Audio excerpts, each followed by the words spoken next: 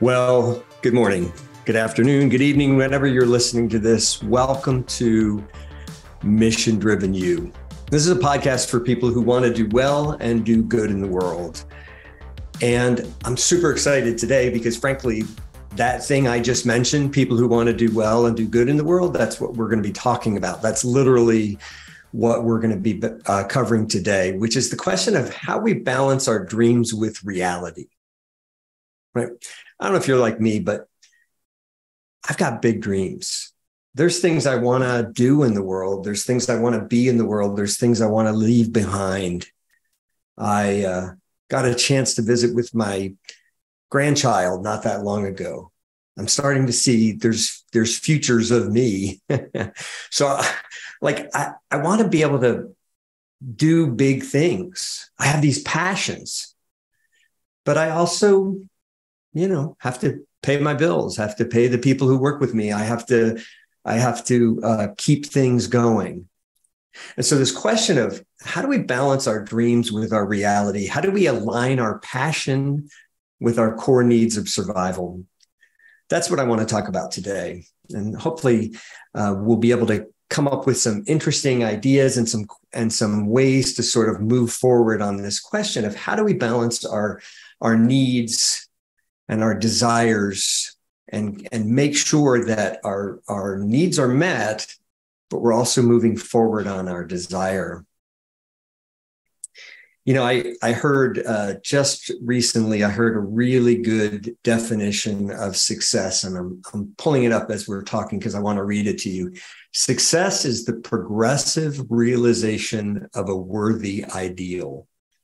I heard that in an old recording from Earl Nightingale. He was like one of the self-help gurus.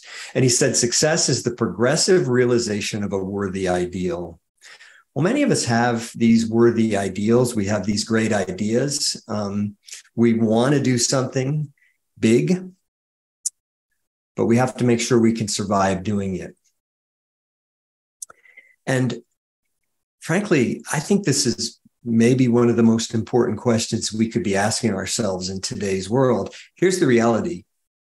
We have problems that we couldn't have imagined 10 years ago, 15 years ago. Other than the wackiest science writers and some futurists, nobody was imagining the entire workforce or big whole sections of the workforce being replaced by artificial intelligence. Other than the scariest prophets of doom, nobody was imagining floods that would wipe out whole towns in New England, heat waves that would shut down the power grid in parts of the American Southwest.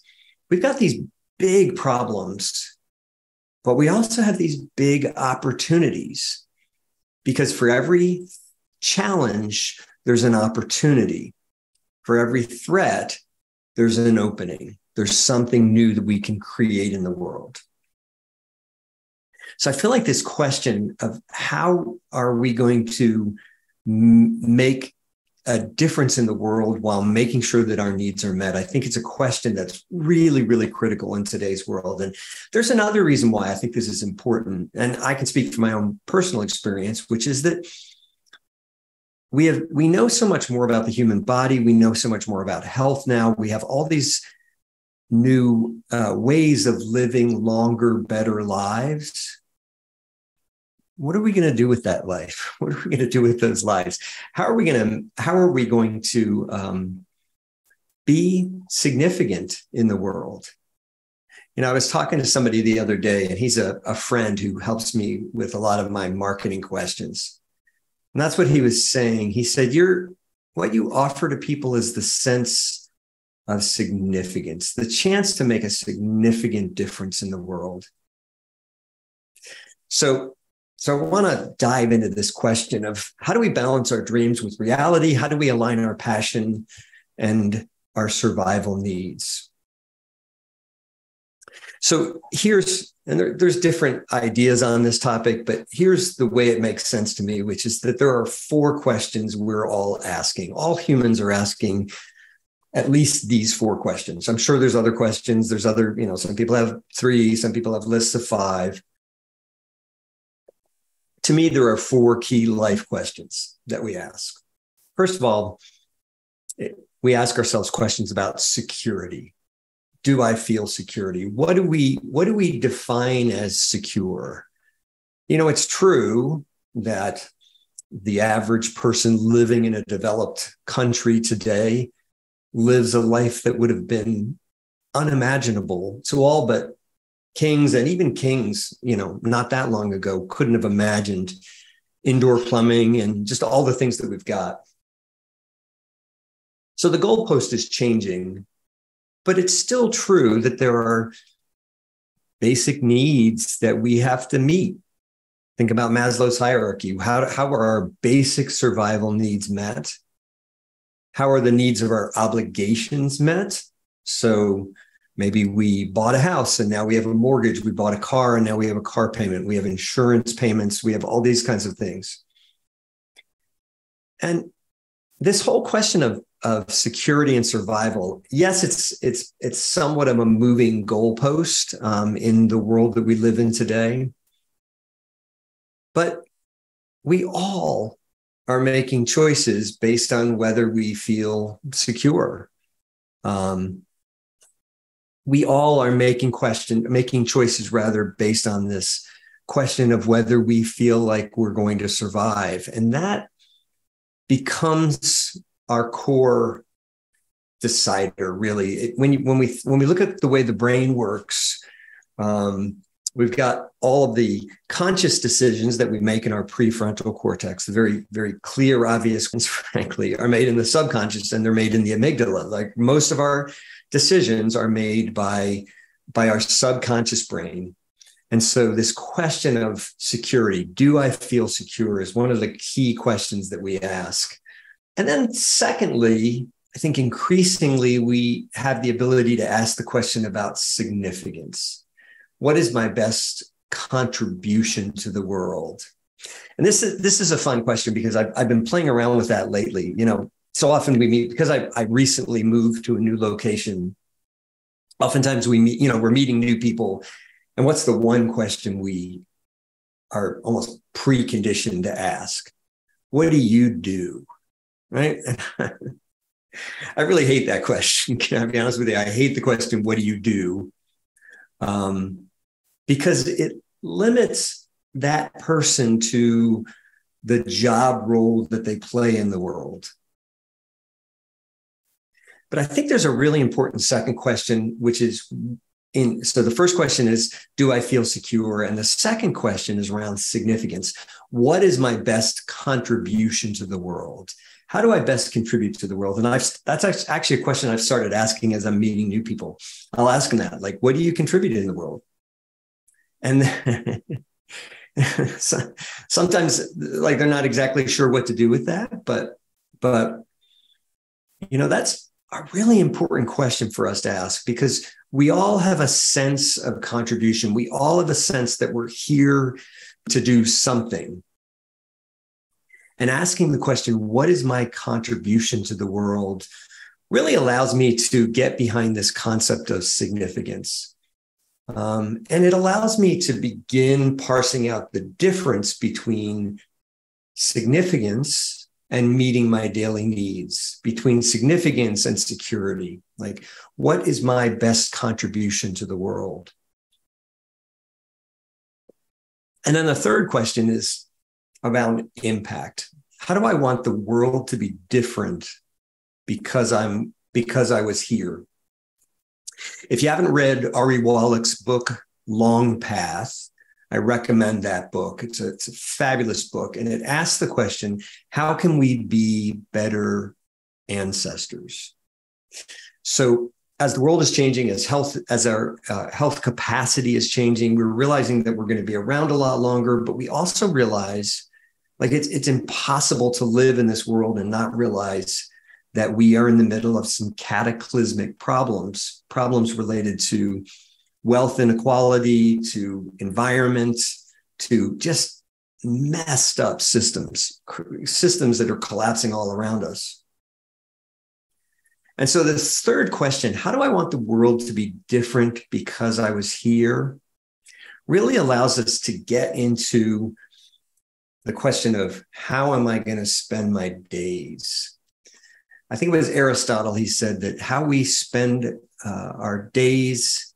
It's Annie Dillard, actually. She said, how we spend our days is, of course, how we spend our lives. And Aristotle said, we are what we repeatedly do. So excellence then is not an act, but it's a habit. So this question of what am I going to do every day, every moment of every day, and how is that going to leave? What kind of world is that going to leave behind? I think is a really great question. And it allows us to now start to parse out, okay, I'm going to spend my day. What am I spending my day doing? Because the fourth question is this question about work-life balance. I don't like that phrase. Even though I just said it, work-life balance, but it's this question of, do my job and my daily life activities, do they match my desires in those other three areas? Does the way I spend my day match my desire for security, my desire for significance, my desire to make an impact? And as I record this in 2023, we continue to be in the middle of the Great Resignation, even though maybe some of the data is changing a little bit on that. The reality is that people feel disconnected from their work. 2 weeks ago, I did an episode on the future of work and the future of value. How do we create value in the future? And we're now in a place where we can begin to ask those questions, maybe in ways that we couldn't before. But we're also in a place where people feel the need to ask those questions at an ever heightened sense. They feel more and more disconnected from the work they do, from the way they spend their day. And this imbalance, it permeates our culture. We all know something is wrong. It's interesting. I was talking to a friend the other day, and he and I have maybe some political differences, but what we both agreed on was the reality that people feel disconnected. They feel a sense of what sociologists like myself, what we would call anomie. They feel disconnected from communities, from culture, not sure how to move forward. And if you're listening to this, it's probably because you want a mission-driven life. It's probably because you want a life of significance. So I want to talk today about, first of all, we're going to start with sort of 5 major considerations as you address these questions of balancing dream and survival. And then we're going to talk about, I'm going to give you 5 steps that'll help you begin to balance life and work, that'll help you give you a sense of balance in how you spend your days. So the first question is obviously the question of financial reality. When we're thinking about balancing our dreams with a sense of survival, obviously you can't get far without addressing the question of financial reality. If success is constant progress toward some ideal, then that has to include, among other things, just some basic security. And, one of the things I share a lot with my coaching clients is that there is a world of difference between simple and easy. And if you want financial balance, it's actually very simple. Just spend less than you make. And that can seem simplistic, and it's really the heart. If you look at what's the evangelical guru, Dave Ramsey, that's it. Like you don't need to ever listen to a word Dave Ramsey says if you just spend less than you make, right? But there are ways to begin moving toward a sense of financial security that will allow you to balance your dreams and survival, your dreams and with your core survival. And to me, the way that's worked out and the way I recommend for the people I work with is really to take a sense of spirituality toward your money. If you haven't read, there's a great book by Lynn Twist called The Soul of Money. Also, or you could read anything by Ken Honda, just same last name as the car manufacturer, Ken Honda, who write on the spirituality and the soul of money. And so a first consideration when you're thinking about balancing your dreams and survival is, what does money mean to me and what do I actually need? If you've been following my story, you know that I've recently relocated from one part of the country to a part with a very different sense of timing and need. And it's been really great, frankly. I have been a regular at Goodwill.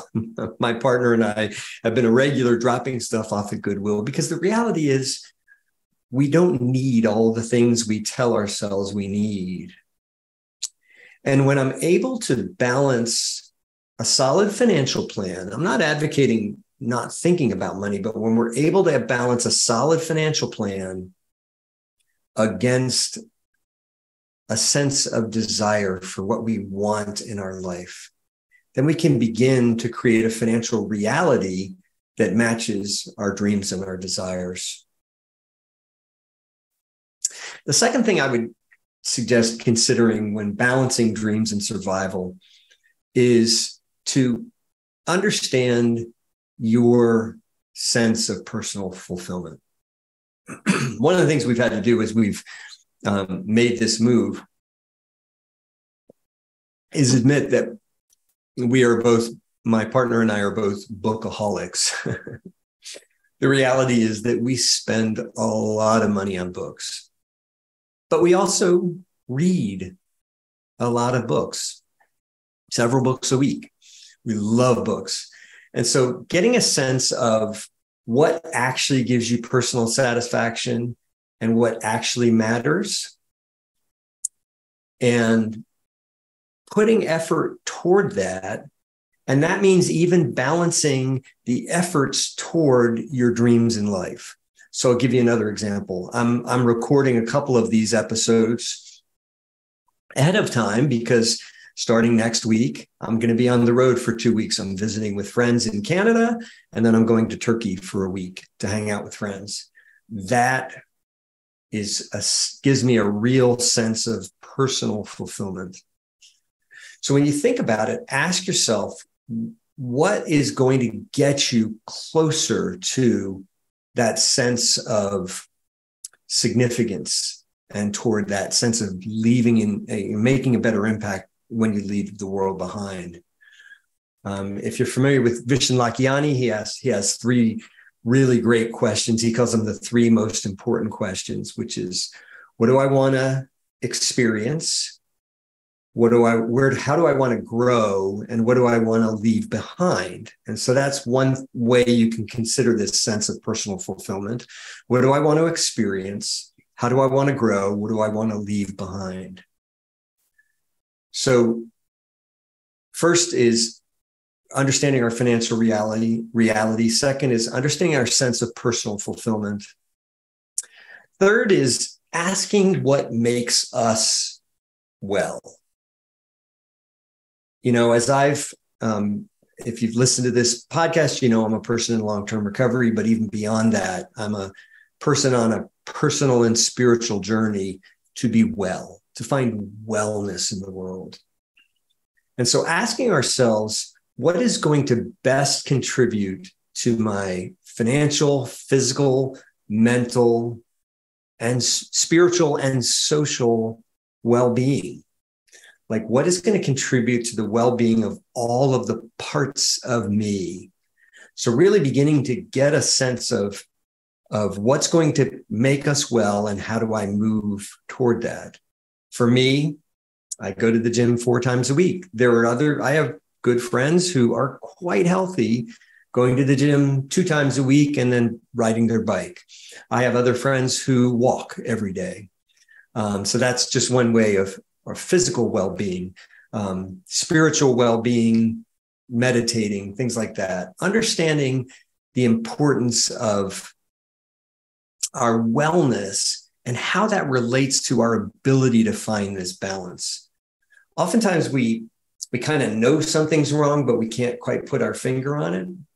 And for me, at least, that's usually a indicator that one of those senses of well-being, my physical well-being, my spiritual well-being, is out of balance. Maybe it's time to do some breath work. Maybe it's time to take a walk or get on the bike. Maybe it's time to just stop and calm down for a little while.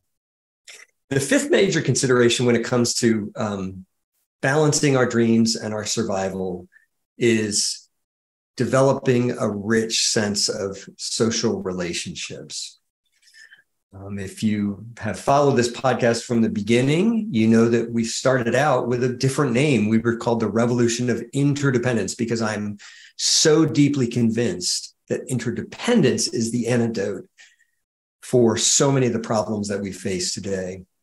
And so, we often sort of, we face these questions like, how am I going to balance my dreams with my sense of survival? And what we often forget is that developing a rich set of social relationships that are based on mutual dependence. They're based on speaking into each other's lives. They're based on being there to support other people. They're based on living a life of service. Is absolutely critical in balancing our dreams and our survival.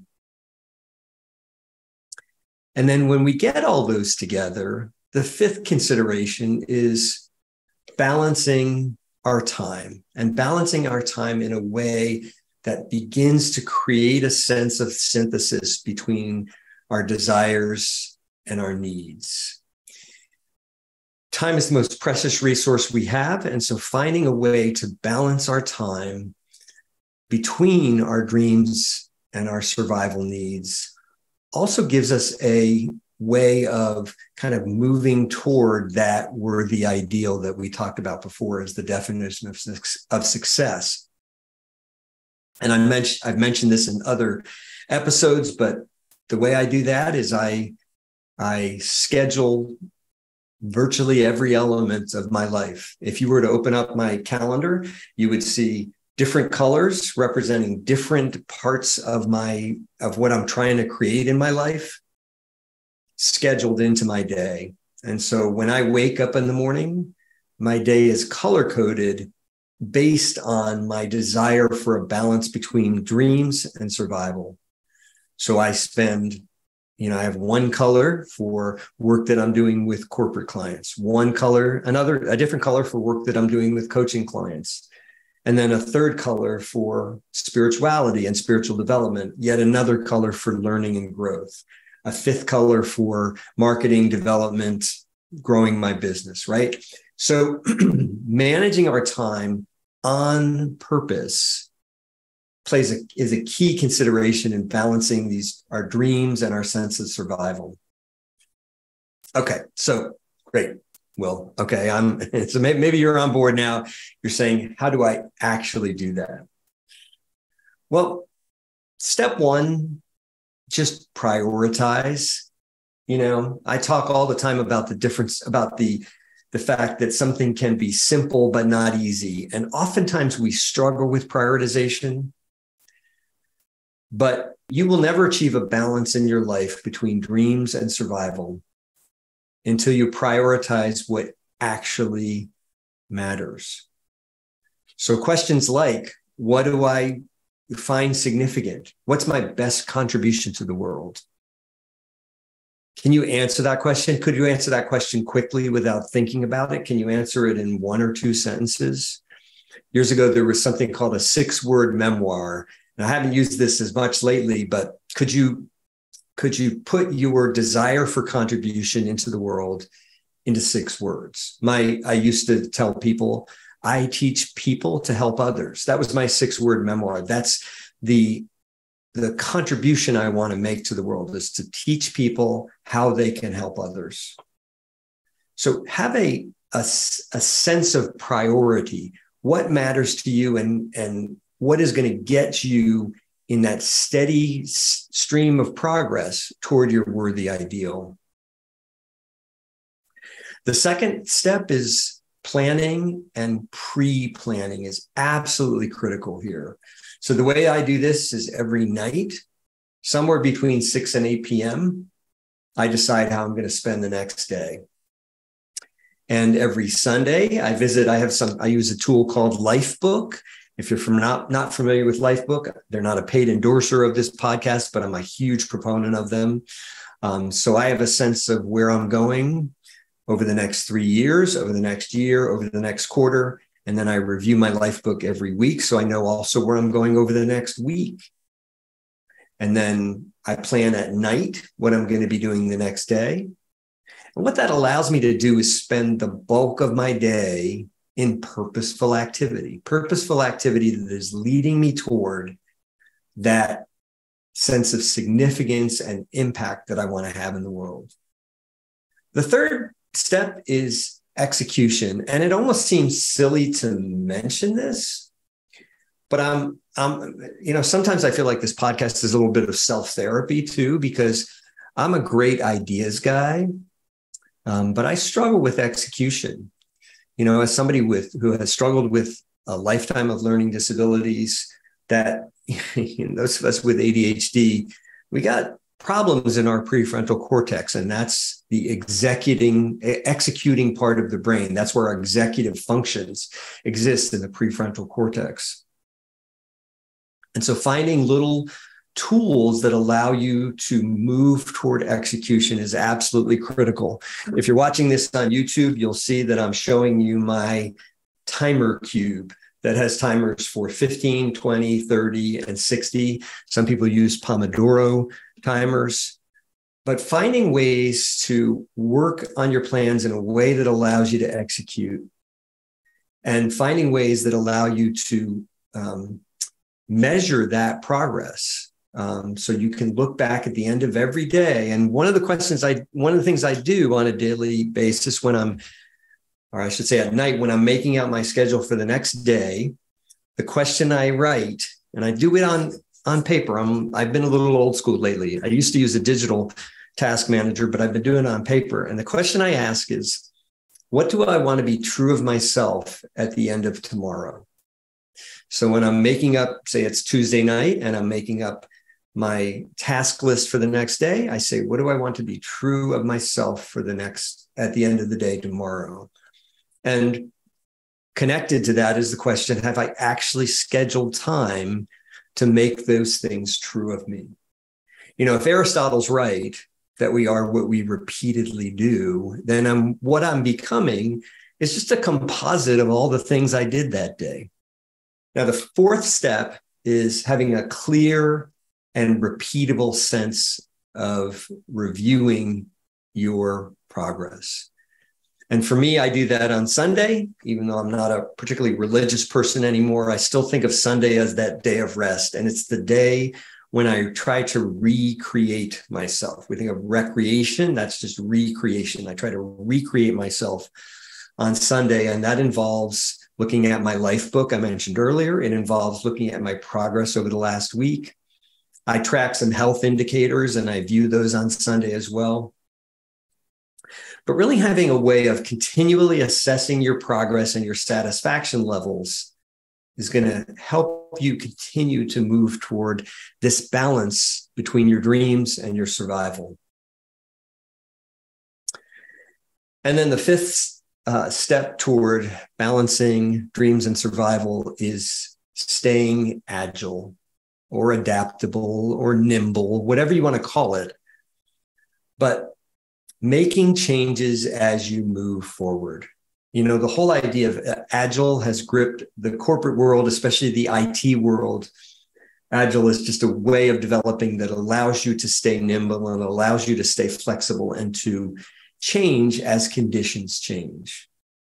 The best plans in the world, even if you took great notes on this episode and you tried to follow it verbatim,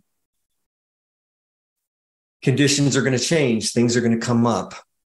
So remaining adaptable, nimble, agile, and making changes as you move forward. The most successful people I know are people who are committed to a plan, but willing to adapt as needed as they move forward. So hopefully this was a helpful essay for you, or hopefully a set of ideas for you, I guess I should say. You know, sometimes on the when I'm interviewing guests on the podcast, one of the questions I often ask them, because I tend to get guests who are working on bigger ideas, not always, but like I interviewed somebody last week on the question of trust. And I asked them, if you were to look into the future for 15 to 20 years in the future, imagine that everybody heard that episode and they tried to really embody those principles of trust. How would the world look different? And that's my final challenge to you. We've talked about significance and impact and security and how to find the right balance between our dreams and our need for survival. What I want you to do right now is to imagine a time 20 years from now when you have really you've leaned into your desire for contribution and significance in the world. You've leaned into the impact that you can have on future generations. What would that look like? How would you be changed, and how would the world be changed? So I hope that's helpful. As a reminder, I am always interested in talking to people about coaching them through any of these issues. I offer individual coaching and group coaching, and you can go to willsampson.com and sign up to talk to me more about that. I've got some interesting things coming up. I've got a workshop that's coming up in September on the future of work. So keep a lookout for that. And I'm grateful that you spent the time here with me today. Thanks for tuning in, and I'll see you next time on Mission Driven You.